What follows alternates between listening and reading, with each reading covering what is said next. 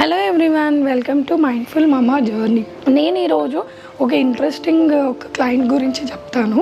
యాక్చువల్గా తను 3 సెషన్స్ అయినా ఏమి ఇంప్రూవ్మెంట్ లేదు.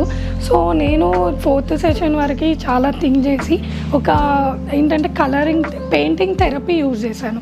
ఎలా అంటే తన ఎమోషనల్ని తన సిచ్యువేషన్ని బ్యాలెన్స్ చేస్తూ మేము పెయింటింగ్ థెరపీని హీలింగ్కి యూజ్ చేసాము. చాలా వర్కౌట్ అయింది. ఎలా అంటే తనకి డైరెక్ట్గా పెయింటింగ్ థెరపీ అని చెప్పకుండా ఒక మంచి పెయింటింగ్ వేయండి, మా పాప కాంపిటీషన్కి హెల్ప్ అవుతుంది అని చెప్పి అడిగాము.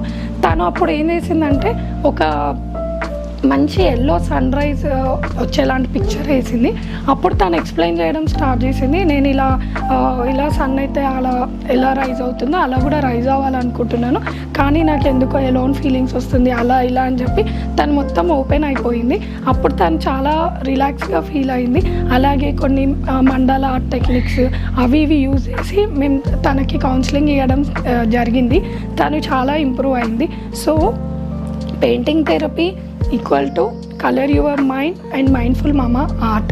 సో ఇలా కూడా మనం డిఫరెంట్ ఒక ఇండివిజువల్ వాళ్ళ మెంటల్ స్టేటస్ని బట్టి వాళ్ళ మైండ్ సెట్ని బట్టి మనం డిఫరెంట్ థెరపీస్ యూజ్ చేస్తూ వాళ్ళని హీల్ చేయడం జరుగుతుంది.